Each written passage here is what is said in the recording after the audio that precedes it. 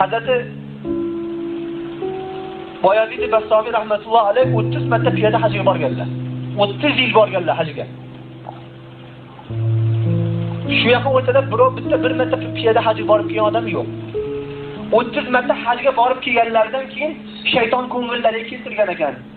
Boyazid, qaraya, 30 marta hajga borib kelsan, piyoda boribsan. Sizga borib kelsan, piyoda boribsan. Sendan zo'r odam bo'lmasa kerak.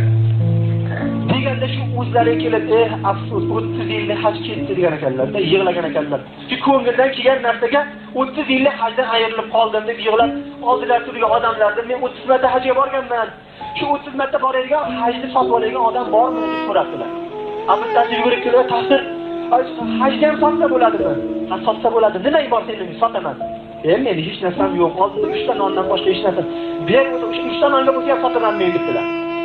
3 ta nonni olib 30 yillik hajda hammasini senga berdim, qiyomatda borib mendan so'raverasan dedilar.